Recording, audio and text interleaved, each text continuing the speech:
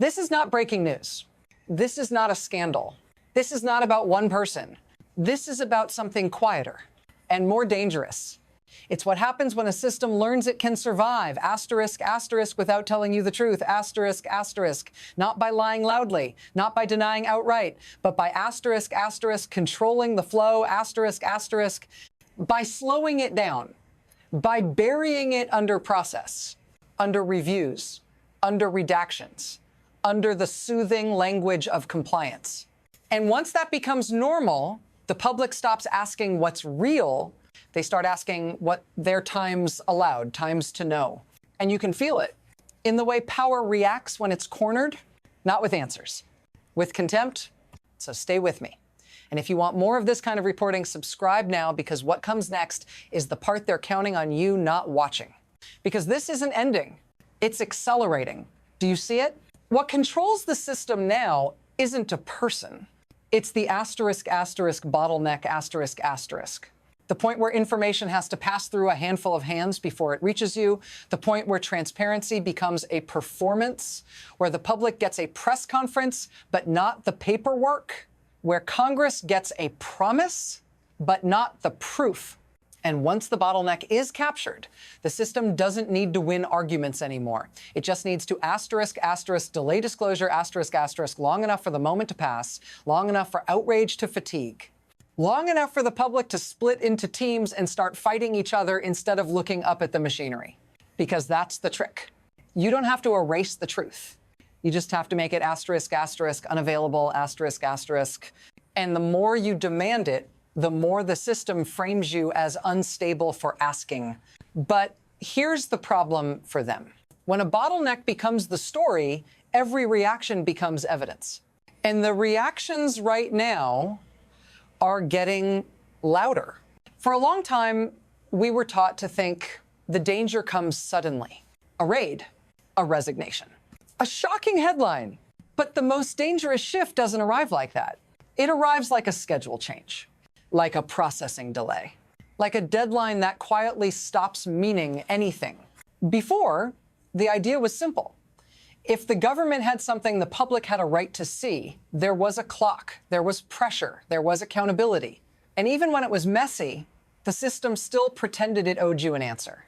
Now the system behaves like time belongs to it. Like the law is a suggestion, like the public is a nuisance. And that's how the slow shift works.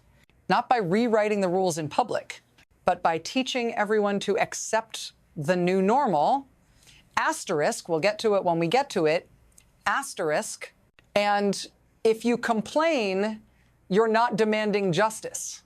You're being political. But watch what happens when the slow shift collides with a hard deadline, because that's where the mask slips. Here's the shock, and it's not subtle. A federal judge orders the Department of Justice to respond because two members of Congress from opposite parties are effectively saying, asterisk, this is not being handled in good faith. Asterisk, they're not asking politely. They're not waiting. They're asking for an independent monitor, a special master, someone who doesn't work for the people controlling the bottleneck. Someone who can look at what's being released, what's being withheld, and what's being carved out behind black ink. And that is not normal. Because when you get to the point where the system needs an outside referee just to follow its own transparency law, that's not paperwork. That's institutional failure. And while this is happening, you see the counter move in real time. The frantic pivot, the sudden urgency to make the story about someone else, to redirect the cameras, to create a second target. If you're watching closely, it's almost elegant. And it raises one terrifying question. What are they so afraid will be seen times if someone independent is allowed to look asterisk? So let's talk about the mechanism calmly, precisely.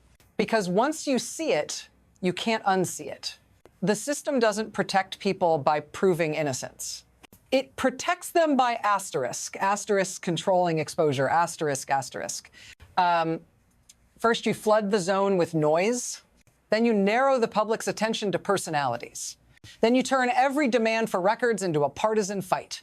And meanwhile, behind the curtain, the actual work happens.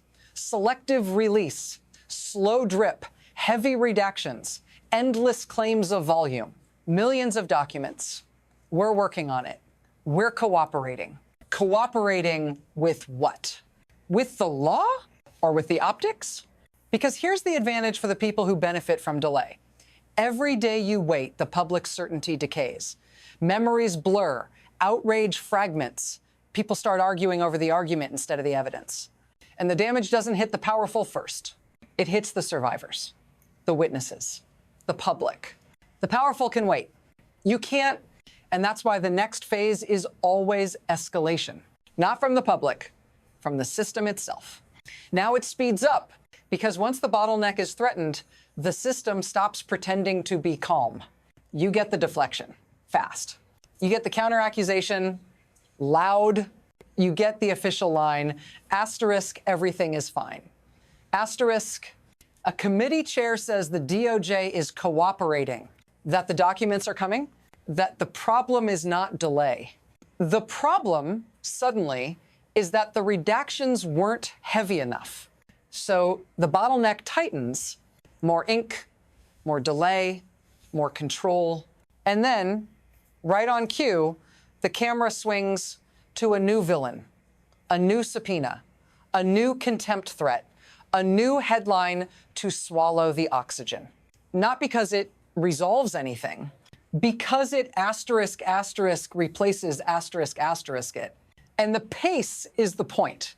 Because if the public can be kept sprinting from target to target, you never have to answer the original question. You just have to keep moving the frame. But here's the thing about a system that runs on deflection. It can't stop. It has to keep producing enemies, keep producing distractions, keep producing reasons you should look anywhere else. And eventually, the effort to hide becomes louder than the truth itself. And this is where it stops being abstract. Because this isn't happening in a vacuum. It's happening in your life. When a government can turn transparency into theater, it doesn't just protect the powerful. It changes the air you breathe. It changes what you believe is possible. It teaches you that asking for facts is naive, that demanding records is extreme, that accountability is optional. And you feel that erosion as exhaustion. You stop expecting answers. You stop trusting timelines. You stop believing anyone will ever be forced to explain themselves under oath. And that's the human impact. Not just anger, not just disgust, but the quiet, corrosive thought that nothing you do matters because the system will always close ranks, always protect itself, always outlast your attention span. That's what they're counting on. So if you're still here, if you're still listening, I need you to do something simple. Stay engaged, subscribe, share this, because the only way this machine works is if people look away. And we are not looking away, because the next part is where the consequences leave Washington and start spreading outward. Here's the global ripple.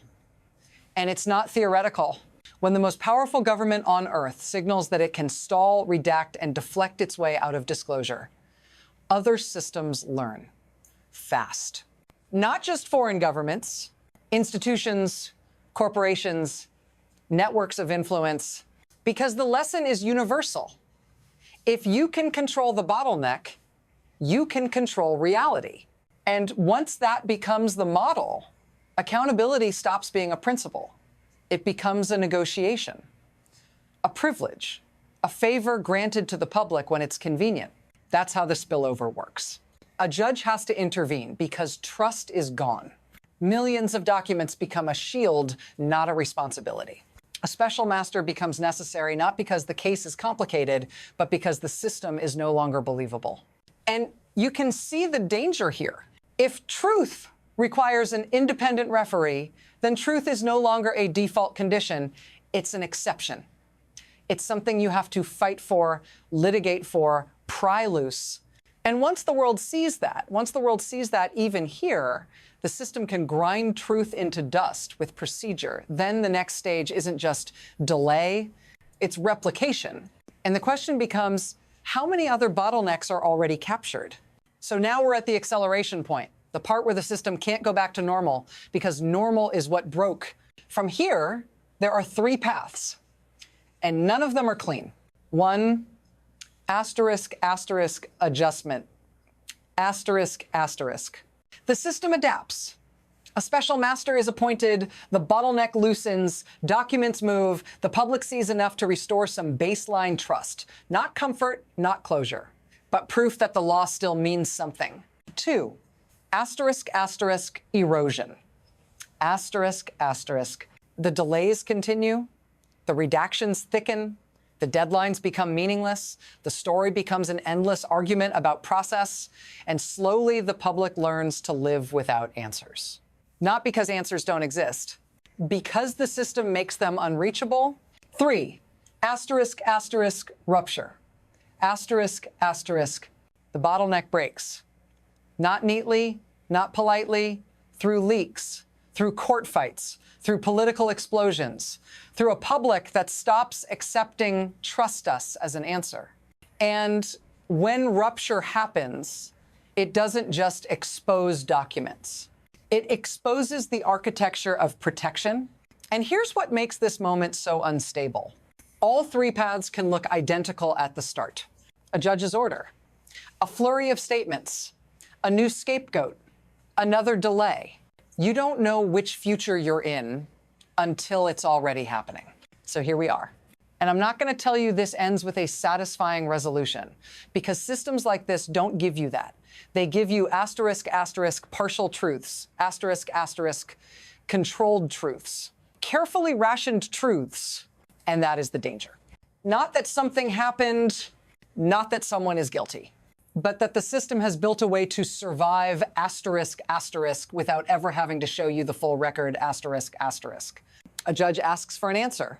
Congress demands documents. The public demands transparency. And the machine responds with delay, deflection, and a moving target. If you think this is just one fight, you're missing the point. This is the template. This is how power learns to outlive accountability. So here's my ask, strong and simple. Subscribe, stay with me. Because the next video is where we track what happens when this bottleneck either loosens or locks permanently.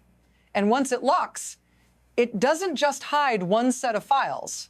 It changes what this country becomes. And you will feel that change in places you don't expect. So don't look away. Not now.